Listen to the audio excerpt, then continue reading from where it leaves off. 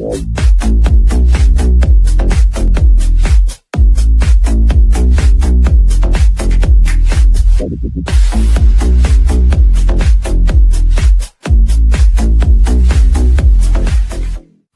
students, welcome back to our class. Today in this class we have to discuss the most expected questions and answers from a history first lesson, Advent of Europeans to India. Dear students, now already ಈ lesson part 1, 2, 3 and 4 videos ಗಳಲ್ಲಿ discuss ಮಾಡಿದ್ವಿ. So ಈ lesson ನೀವು ಚೆನ್ನಾಗಿ ಅರ್ಥ ಮಾಡ್ಕೊಂಡಿದ್ದೀರಾ ಅಂತ ಅನ್ಕೊಳ್ತೀನಿ. ಹಾಗೇನೆ ನೀವು ಇನ್ನೂ ಈ ಲೆಸನ್ ನೋಡಿಲ್ಲ ಅಂತ ಅಂದ್ರೆ ಮೊದಲು ಈ ಲೆಸನ್ ಕೇಳಿ, ಆನಂತರ ಈ ಲೆಸನ್ ಇಂದ ಬರುವಂತಹ ಎಲ್ಲಾ ಕ್ವಶನ್ಸ್ ಗಳಿಗೂ ಈಸಿಯಾಗಿ ಆನ್ಸರ್ಸ್ ನ ಮಾಡಬಹುದು. ಸೊ ನಾ ಈ ಲೆಸನ್ ನ ಲಿಂಕ್ ಕೂಡ ಡಿಸ್ಕ್ರಿಪ್ಷನ್ ಬಾಕ್ಸ್ ನಲ್ಲಿ ಕೊಟ್ಟಿದ್ದೀನಿ. ಮೊದಲು ಈ ಲೆಸನ್ ನೀವು ಕೇಳಿ. ಹಾಗೇನೆ ಇವತ್ತಿನ ಒಂದು ಕ್ಲಾಸ್ ನಲ್ಲಿ ನಾವು ಈ ಲೆಸನ್ ಇಂದ ಯಾವೆಲ್ಲ ಮುಖ್ಯವಾದ ಪ್ರಶ್ನೆಗಳು ಎಕ್ಸಾಮ್ ನಲ್ಲಿ ಕೇಳಬಹುದು ಅಂತ ನೋಡೋಣ. ಮೊದಲಿಗೆ ನಿಮ್ಮ ಒಂದು ಆನ್ಯುವಲ್ ಎಕ್ಸಾಮಿನೇಷನ್ ಕ್ವಶನ್ ಪೇಪರ್ ಬಗ್ಗೆ ಯಾವ ರೀತಿ ಕ್ವಶನ್ಸ್ ಗಳನ್ನ ಕೇಳ್ತಾರೆ ಅಂತ ನೋಡೋಣ. ನಿಮ್ಮ ಒಂದು ಆನ್ಯುವಲ್ ಎಕ್ಸಾಮಿನೇಷನ್ ಕ್ವಶನ್ ಪೇಪರ್ ನಲ್ಲಿ ಮಲ್ಟಿಪಲ್ ಚಾಯ್ಸ್ ಕ್ವಶನ್ಸ್ ಗಳನ್ನ ಕೇಳ್ತಾರೆ. 1 ಮಾರ್ಕ್ಸ್, 2 ಮಾರ್ಕ್ಸ್, 3 ಮಾರ್ಕ್ಸ್ ಮತ್ತೆ 4 ಮಾರ್ಕ್ಸ್ ಕ್ವಶನ್ಸ್ ಗಳನ್ನ ಕೇಳ್ತಾರೆ. ಹಾಗೇನೆ 5 ಮಾರ್ಕ್ಸ್ಗೆ ಮ್ಯಾಪ್ ಇರುತ್ತೆ. ನೀವು ಮ್ಯಾಪ್ ನ ಡ್ರಾ ಮಾಡೋದ್ರಿಂದ 1 ಮಾರ್ಕ್ಸ್ ತಗೋಬಹುದು. ಹಾಗೆ 4 ಪ್ಲೇಸಸ್ ಗಳನ್ನ ಕೊಟ್ಟಿರ್ತಾರೆ. ಆ 4 ಪ್ಲೇಸ್ ಗಳಿಗೆ 4 ಮಾರ್ಕ್ಸ್. ನೀವು ಈಸಿಯಾಗಿ 4 ಪ್ಲೇಸ್ ಗಳನ್ನ ಎಕ್ಸಾಕ್ಟ್ ಪ್ಲೇಸ್ ಗಳಲ್ಲಿ ಮಾರ್ಕ್ ಮಾಡೋದ್ರಿಂದ 4 ಮಾರ್ಕ್ಸ್ ತಗೋಬಹುದು. ಸೊ ಹಾಗೇನೆ ಈ ಒಂದು ಲೆಸನ್ ಇಂದ ಯಾವ ರೀತಿ ಕ್ವಶನ್ಸ್ ಗಳನ್ನ ಕೇಳ್ತಾರೆ ಅಂತ ಅಂದ್ರೆ ಮಲ್ಟಿಪಲ್ ಚಾಯ್ಸ್ ಕ್ವಶನ್ಸ್ ಗಳನ್ನ ಕೇಳ್ತಾರೆ. 1 ಮಾರ್ಕ್ಸ್ ಕ್ವಶನ್ಸ್, 2 ಮಾರ್ಕ್ಸ್ ಮತ್ತೆ 3 ಮಾರ್ಕ್ಸ್ ಕ್ವಶನ್ಸ್ ಗಳನ್ನ ಕೇಳ್ತಾರೆ. ಸೊ ನೀವು ಈ ಲೆಸನ್ ಇಂದ ಬರುವಂತಹ ಎಲ್ಲ ಟಾಪಿಕ್ಸ್ ಗಳನ್ನ ಚೆನ್ನಾಗಿ ಪ್ರಾಕ್ಟೀಸ್ ಮಾಡ್ಕೋಬೇಕು. ಸೊ ಇವತ್ತಿನ ಒಂದು ವಿಡಿಯೋನಲ್ಲಿ ನಾವು 1 ಮಾರ್ಕ್ಸ್ ಮೋಸ್ಟ್ ಇಂಪಾರ್ಟೆಂಟ್ ಕ್ವಶನ್ಸ್ ಗಳನ್ನ ಡಿಸ್ಕಸ್ ಮಾಡೋಣ. Okay, let's discuss. The first question is, name the important Indian spices which had great demand in Europe. ನೋಡಿ, ಈ ರೀತಿ 1 ಮಾರ್ಕ್ ಕ್ವಶನ್ ನ ಕೇಳ್ತಾರೆ. ಪ್ರಾಚೀನ ಕಾಲದಿಂದಲೂ ಭಾರತ ಮತ್ತೆ ಯುರೋಪ್ ವ್ಯಾಪಾರ ವಾಣಿಜ್ಯ ಸಂಪರ್ಕವನ್ನ ಹೊಂದಿದ್ದವು.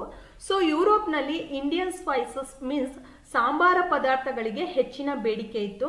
ಸೊ ನೀವು ಇಲ್ಲಿ ಆನ್ಸರ್ ನ ಇಂಡಿಯನ್ ಸ್ಪೈಸಸ್ ನ ಬರೀಬೇಕು. ಸೊ ಅವುಗಳು ಯಾವ್ಯಾವ ಅಂತ ಅಂದ್ರೆ, first one pepper, cardamom, ginger and many other spices. So ಈ ರೀತಿ ಕ್ವಶನ್ ನ ಕೇಳಿದ್ರೆ ನೀವು ಇಷ್ಟು ಆನ್ಸರ್ ನ ಬರೀಬೇಕು. Let's see next question. Which city is known as the gateway of European trade? ಇವನ್ ನೋಡಿ, ಮಧ್ಯಕಾಲದಲ್ಲಿಯೂ ಸಹ ಯುರೋಪ್, ಭಾರತ ಮತ್ತೆ ಏಷ್ಯಾದ ಇತರ ದೇಶಗಳ ನಡುವೆ ವ್ಯಾಪಾರ ಮುಂದುವರಿಯುತ್ತಿತ್ತು. ಸೊ ಏಷ್ಯಾದ ಎಲ್ಲಾ ಸರಕುಗಳನ್ನ ಈಸ್ಟರ್ನ್ ರೋಮನ್ ಎಂಪೈರ್ ನ ಕ್ಯಾಪಿಟಲ್ ಕಾನ್ಸ್ಟಾಂಟಿನೋಪಲ್ ನಗರದ ಮೂಲಕನೇ ನಡೆಯುತ್ತಿತ್ತು.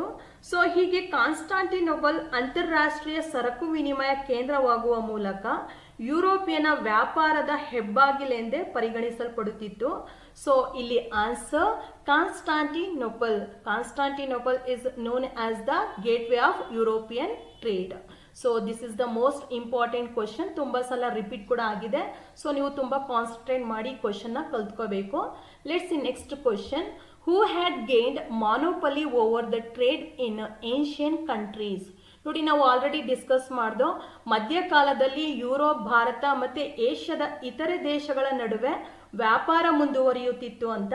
ಸೊ ಆ ಸಂದರ್ಭದಲ್ಲಿ ಏಷ್ಯಾದ ಸರಕುಗಳನ್ನ ಅರಬ್ ಮರ್ಚೆಂಟ್ಸ್ ಅವರು ಕಾನ್ಸ್ಟಾಂಟಿನೋಪಲ್ ನಗರಕ್ಕೆ ತಲುಪಿಸ್ತಿದ್ರು. ಸೊ ಏಷ್ಯಾ ದೇಶಗಳ ವ್ಯಾಪಾರದ ಮೇಲೆ ಅರಬ್ ಮರ್ಚೆಂಟ್ಸ್ ಅವರು ಏಕಸ್ವಾಮ್ಯವನ್ನ ಸಾಧಿಸಿದ್ರು. So answer is Arab merchants. They had gained monopoly over the trade in ancient countries. Next question. Who had gained monopoly over trade in Europe? ಮಧ್ಯಕಾಲದಲ್ಲಿ Europe, Bharat ಮತ್ತೆ ಏಷ್ಯಾದ ಇತರೆ ದೇಶಗಳ ನಡುವೆ ವ್ಯಾಪಾರ ಮುಂದುವರಿಯುತ್ತಿತ್ತು. ಸೊ ಆ ಸಂದರ್ಭದಲ್ಲಿ ಏಷ್ಯಾದ ಸರಕುಗಳನ್ನ ಅರಬ್ ಮರ್ಚೆಂಟ್ಸ್ ಅವರು ಕಾನ್ಸ್ಟಾಂಟಿನೋಪಲ್ ನಗರಕ್ಕೆ ತಂದು ತಲುಪಿಸ್ತಿದ್ರು ಅಂತ ನಾವು ತಿಳ್ಕೊಂಡು. ಸೊ ಅಲ್ಲಿಂದ ಇಟಾಲಿಯನ್ ಟ್ರೇಡರ್ಸ್ ಆ ಸರಕುಗಳನ್ನ ಕೊಂಡು ಯುರೋಪಿಯನ್ ದೇಶಗಳಲ್ಲಿ ಮಾರುತ್ತಿದ್ರು. ಸೊ ಹೀಗೆ ಯುರೋಪಿಯನ್ ದೇಶಗಳ ವ್ಯಾಪಾರದ ಮೇಲೆ ಇಟಾಲಿಯನ್ ಟ್ರೇಡರ್ಸ್ ಅವರು ಏಕಸ್ವಾಮ್ಯವನ್ನ ಸಾಧಿಸಿದ್ರು. So answer is Italian traders. They had gain monopoly over trade in Europe. Let's see the next question.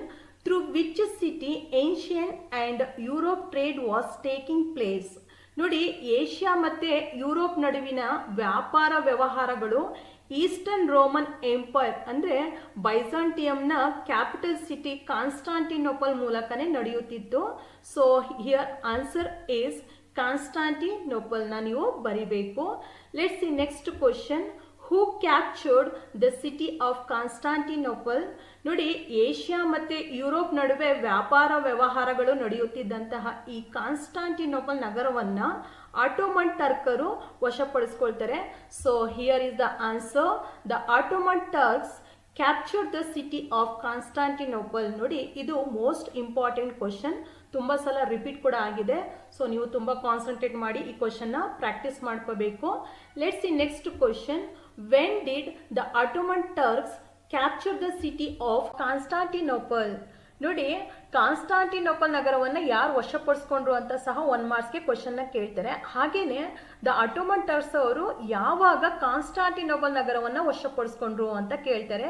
So ಆನ್ಸರ್ನ ನೀವು ಚೆನ್ನಾಗಿ ಪ್ರಾಕ್ಟೀಸ್ ಮಾಡ್ಕೋಬೇಕು. The answer is in the year 1453.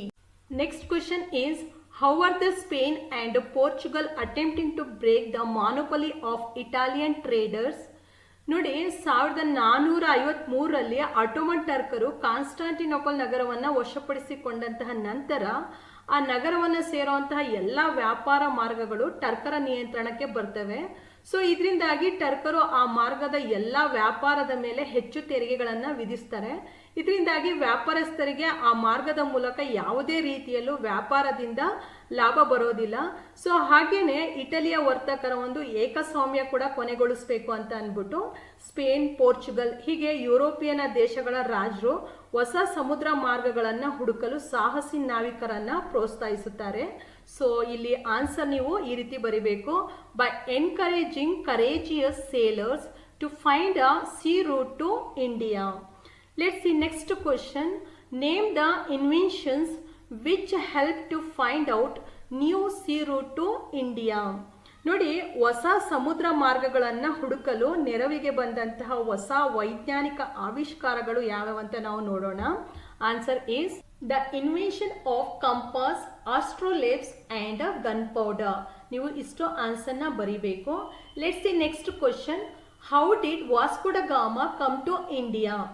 ಲಿಸ್ಬನ್ನಿಂದ ಹೊರಟ ಪೋರ್ಚುಗಲ್ ನಾವಿಕ ಮೀನ್ಸ್ ಪೋರ್ಚುಗೀಸ್ನ ಸೇಲರ್ ವಾಸ್ಕೋ ಡ ಗಾಮಾ 1498ರಲ್ಲಿ ಭಾರತದ ಪಶ್ಚಿಮ ಕರಾವಳಿ ತೀರದ ಕಲ್ಲಿಕೋಟೆ ಸಮೀಪದ ಕಪ್ಪಾಡ್ಗೆ ಬಂದು ತಲುಪ್ತಾನೆ.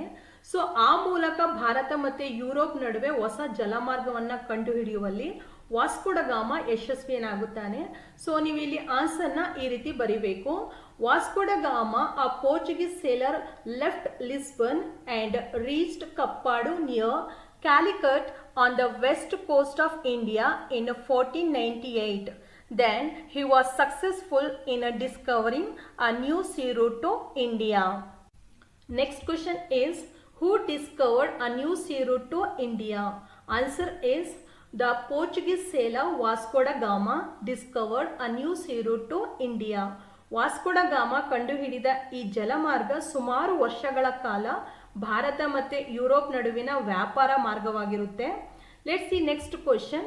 When did Vasco da Gama discover a new sea route to India? Answer is in the year 1498. Next question. Who are the first to reestablish trade between India and Europe? ನೋಡಿ, ಯುರೋಪಿಂದ ಭಾರತಕ್ಕೆ Portuguese, Dutch, English and French ಇವರೆಲ್ಲರೂ ಬರ್ತಾರೆ. But ಇವರಲ್ಲಿ ಭಾರತದೊಂದಿಗೆ ಮರು ವ್ಯಾಪಾರ ಸಂಬಂಧವನ್ನು ಸ್ಥಾಪಿಸಿದ ಯುರೋಪಿಯನರಲ್ಲಿ ಪೋರ್ಚುಗೀಸರೇ ಮೊದಲಿಗರಾಗಿರ್ತಾರೆ. So answer is Portuguese were the first to reestablish trade between India and Europe. Next question. Who were the first to arrive at India for the trade and were also the last to leave India on the sea route? ಜಲಮಾರ್ಗದ ಮೂಲಕ ವ್ಯಾಪಾರಕ್ಕಾಗಿ ಭಾರತಕ್ಕೆ ಬಂದ ಮೊಟ್ಟ ಮೊದಲ ಹಾಗೂ ಭಾರತವನ್ನು ಬಿಟ್ಟು ಹೋದಂತಹ ಕೊನೆಯ ಯುರೋಪಿಯನರಲ್ಲಿ ಪೋರ್ಚುಗೀಸರೇ ಮೊದಲಿಗರಾಗಿದ್ರು. ಸೊ ಇಲ್ಲಿ ಆನ್ಸರ್ನ ನೀವು ಪೋರ್ಚುಗೀಸ್ ಅಂತ ಬರೀಬೇಕು. Next question is, who arrived in India as the viceroy of Portuguese after Vasco da Gama? ಆನ್ಸರ್ನ ಗೆಸ್ ಮಾಡಿ. ವಾಸ್ಕೋ ಡ ಗಾಮನ ನಂತರ ಪೋರ್ಚುಗೀಸರ ಮೊಟ್ಟ ಮೊದಲ ವೈಸರಾಯ್ ಆಗಿ ಭಾರತಕ್ಕೆ ಬಂದವನು Francisco de Almeida. Next question is, who implemented blue water policy? Answer is Francisco de Almeida. Next question is, why did Francisco de Almeida implement blue water policy. ಭೂಮಿಯ ಮೇಲಿನ ಆಧಿಪತ್ಯಕ್ಕೆ ಬದಲಾಗಿ ಸಮುದ್ರದ ಮೇಲಿನ ಏಕಸ್ವಾಮ್ಯಕ್ಕಾಗಿ ನೌಕಾಶಕ್ತಿಯನ್ನು ಬಲಪಡಿಸುವಂತಹ ಸಲುವಾಗಿ ಫ್ರಾನ್ಸಿಸ್ಕೋ ಡಿ ಅಲ್ಮಿಡಾ ಈ ಬ್ಲೂ ವಾಟರ್ ಪಾಲಿಸಿಯನ್ನು ಜಾರಿಗೆ ತರುತ್ತಾನೆ. So ನೀವು ಇಲ್ಲಿ ಆನ್ಸರ್ನ ಈ ರೀತಿ ಬರೀಬೇಕು. In order to establish the supremacy over the sea instead of supremacy over land. Next question is, who came after Francisco de Almeida? Francisco de Almeida na nantara bandavanu Alfonso de Albuquerque. Next question is, who is considered as the real founder of Portuguese Empire in India? Francisco de Almeida na nantara banda Alfonso de Albuquerque ಭಾರತದಲ್ಲಿ Portuguese ಸಾಮ್ರಾಜ್ಯದ ನಿಜವಾದ ಸ್ಥಾಪಕನೆಂದು ಪ್ರಸಿದ್ಧನಾಗಿದ್ದಾನೆ. So ಇಲ್ಲಿ answer ನೀವು Alfonso de Albuquerque ಅಂತ ಬರಿಬೇಕು. And next question, who waged a battle against the sultan of Bijapur in 1510? Answer is Alfonso de Albuquerque. Next question, who captured Goa from the sultan of Bijapur in the year 1510? For this question also same answer, Alfonso de Albuquerque captured Goa from the Sultan of Bijapur in the year 1510. Next question is, which was the administrative center of the Portuguese in India? Alfonso de Albuquerque 1510ರಲ್ಲಿ ಬಿಜಾಪುರದ ಸುಲ್ತಾನನಿಂದ ಗೋವಾವನ್ನು ವಶಪಡಿಸಿಕೊಂಡು ಪೋರ್ಚುಗೀಸರ ಆಡಳಿತದ ಕೇಂದ್ರವಾಗಿ ಮಾಡ್ತಾನೆ. So ಇಲ್ಲಿ ಆನ್ಸರ್ನ ನೀವು ಗೋವಾ ಅಂತ ಬರಿಬೇಕು. Next question, Y did the power of Portuguese decline in India? ನೋಡಿ, 1 ಶತಮಾನ ಕಾಲ ಭಾರತದ ವ್ಯಾಪಾರದ ಮೇಲೆ ಏಕಸ್ವಾಮ್ಯ ಹೊಂದಿದ್ದಂತಹ ಪೋರ್ಚುಗೀಸರು ಇಂಗ್ಲಿಷ್ ಮತ್ತು ಫ್ರೆಂಚರ ಆಗಮನದಿಂದ ರಾಜಕೀಯವಾಗಿ ಕ್ಷೀಣಿಸುತ್ತಾರೆ. ಸೊ ನೀವಿಲ್ಲಿ ಆನ್ಸರ್ನ ಈ ರೀತಿ ಬರಿಬೇಕು. Due to the arrival of English and French in India the power of Portuguese decline ಅಂತ ಬರಿಬೇಕು.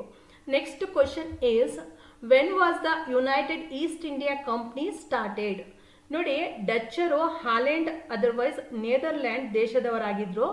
ಇವರು ಪೂರ್ವ ದೇಶಗಳಲ್ಲಿ ಅಂತಂದರೆ ಈಸ್ಟರ್ನ್ ಕಂಟ್ರೀಸ್ಗಳಲ್ಲಿ ವ್ಯಾಪಾರ ನಡೆಸುವಂಥ ಉದ್ದೇಶದಿಂದ ಯುನೈಟೆಡ್ ಈಸ್ಟ್ ಇಂಡಿಯಾ ಕಂಪ್ನಿಯನ್ನು 1602ರಲ್ಲಿ ಸ್ಥಾಪನೆಯನ್ನು ಮಾಡ್ತಾರೆ. Next question is, list out the trading centres of Dutch in India? ಡಚ್ಚರು ಭಾರತ ಮತ್ತು ಜಾವಾ, ಸುಮಾತ್ರಾ, ಇಂಡೋನೇಷ್ಯಾ ಹೀಗೆ ಮೊದಲಾದ ಪ್ರಸಿದ್ಧ ಸಾಂಬಾರು ದ್ವೀಪಗಳಿಗೆ ಪ್ರವೇಶಿಸುತ್ತಾರೆ. ಸೊ ಅದರಲ್ಲಿ ಭಾರತದಲ್ಲಿ ವ್ಯಾಪಾರದ ಕೇಂದ್ರಗಳನ್ನು ಅವರು ಈ ಕೆಳಕಂಡಂತಹ ಸ್ಥಳಗಳಲ್ಲಿ ಸ್ಥಾಪನೆ ಮಾಡ್ಕೊಳ್ತಾರೆ. ಸೊ ಅವುಗಳು ಯಾವ್ಯಾವ ಅಂತ ನಾವು ನೋಡ್ತಾ ಹೋಗೋಣ. ಸೂರತ್, ಬ್ರೋಚ್, ಕ್ಯಾಂಬೆ, ಕೊಚ್ಚಿನ್, ನಾಗಪಟ್ಟಣಂ, ಮಸಲಿಪಟ್ಟಣಂ ಆ್ಯಂಡ್ ಚಿನ್ಸೂರ. ಸೊ ಇಷ್ಟು ಸ್ಥಳಗಳನ್ನು ನೀವು ಬರಿಬೇಕು. ಸೊ ಚೆನ್ನಾಗಿ ಪ್ರಾಕ್ಟೀಸ್ ಮಾಡ್ಕೊಳ್ಳಿ. ನೆಕ್ಸ್ಟ್ ಕ್ವಶನ್ ನಾವು ನೋಡೋಣ. Why did the Dutch limit themselves to spice rich islands?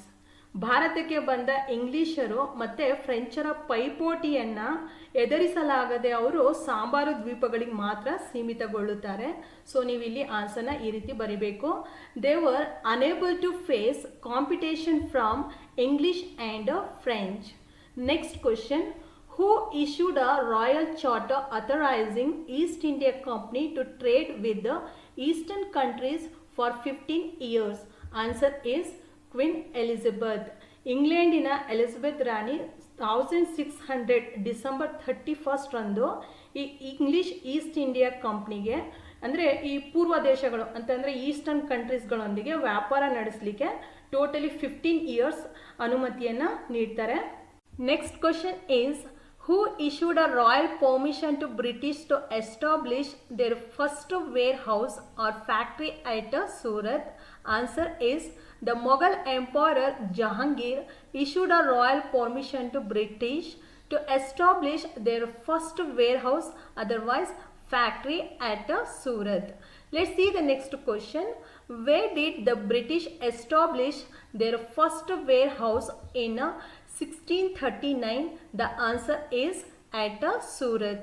Let's see the next question. Who was the viceroy of James I to visit the court of Jahangir? Answer is Sir Thomas Roe. ಈ question ನೀವು ಚೆನ್ನಾಗಿ practice ಮಾಡ್ಕೋಬೇಕು. Important ಕೂಡ, ತುಂಬ ಸಲ ಕೇಳು ಇದ್ದಾರೆ. So ನೀವು ಈ ಎಲ್ಲ ಕ್ವಶನ್ಸ್ಗಳನ್ನ ಚೆನ್ನಾಗಿ ಪ್ರಾಕ್ಟೀಸ್ ಮಾಡಿ. Let's see the next question. Next question is, where did the British establish St. George Fort? ಬ್ರಿಟಿಷರು 1639ರಲ್ಲಿ ಚಂದ್ರಗಿರಿಯ ರಾಜನಿಂದ ಮದ್ರಾಸ್ನಲ್ಲಿ ಭೂಮಿಯನ್ನು ಪಡ್ಕೊಳ್ತಾರೆ. ಸೊ ನಂತರ ಮದ್ರಾಸ್ನಲ್ಲಿ ಸೆಂಟ್ ಜಾರ್ಜ್ ಫೋರ್ಟ್ ಎಂಬಂತಹ ಬಲಿಷ್ಠ ಕೋಟೆಯನ್ನು ಅವರು ಕಟ್ತಾರೆ. ಸೊ ನೀವು ಇಲ್ಲಿ ಆನ್ಸರ್ನ ಮದ್ರಾಸ್ ಅಂತ ಬರಿಬೇಕು. Next question is, who gave Bombay to East India Company as an annual rent of 10 pounds a year? Answer is Charles II, the Prince of England. Next question, name the centers of presidencies established by the British by the 17th century. Answer is Bombay, Madras and Calcutta. 17ನೇ ಶತಮಾನದ ಅಂತ್ಯದ ವೇಳೆಗೆ ಬ್ರಿಟಿಷರು ಮದ್ರಾಸ್, ಬಾಂಬೆ ಮತ್ತು ಕಲ್ಕತ್ತಾಗಳನ್ನು ತಮ್ಮ presidency ಕೇಂದ್ರಗಳಾಗಿ ಮಾಡ್ಕೊಳ್ತಾರೆ. Next question is, when was the French East India company started? Answer is The French East India Company was started in France in the year 1664. Next question, where did the French set up their first trading center in India? In 1668ರಲ್ಲಿ ಫ್ರೆಂಚರು ತಮ್ಮ ಮೊದಲ trading centre or factory otherwise ವೇರ್ ಹೌಸ್ನ ಸೂರತ್ನಲ್ಲಿ ಆರಂಭಿಸಿದರು. So ಆನ್ಸರ್ನ ನೀವು ಸೂರತ್ ಅಂತ ಬರಿಬೇಕು. Next question, which was the capital of French in India? Answer is Pondicherry. ಫ್ರೆಂಚರು 1674ರಲ್ಲಿ ವಾಲಿಕೊಂಡಪುರಂನ ಸ್ಥಳೀಯ ಮುಸ್ಲಿಂ ಅಧಿಕಾರಿಯಿಂದ ಒಂದು ಹಳ್ಳಿಯನ್ನು ಪಡೆದು ಇದನ್ನೇ ಮುಂದೆ ದೊಡ್ಡ ವ್ಯಾಪಾರ ಕೇಂದ್ರವಾಗಿ ಮಾಡಿ ತಮ್ಮ ರಾಜಧಾನಿಯಾಗಿ ಮಾಡ್ಕೊಳ್ತಾರೆ.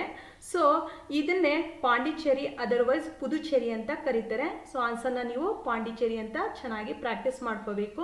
This question is also repeated.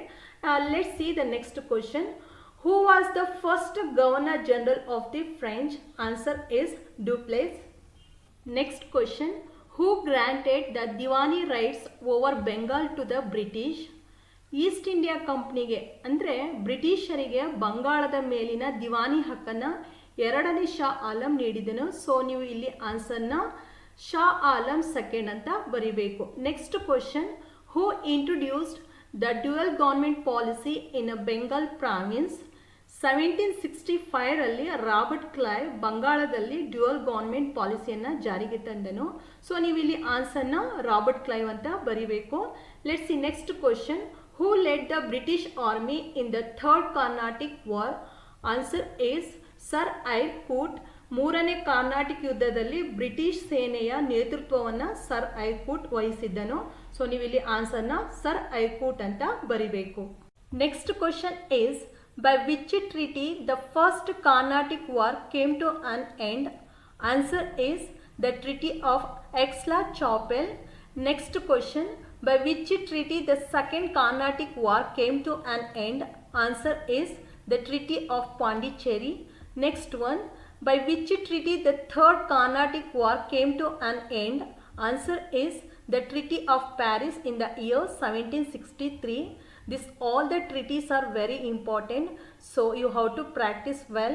Let's see the next question. Next question, when was Battle of Plassey fought? Answer is in the year 1757. Next question, between whom the Battle of Plassey took place? Answer is the younger Nawab Sirajuddaulah and the British. Let's see the next question, when was the Battle of Buxar fought? Answer is in the year 1764.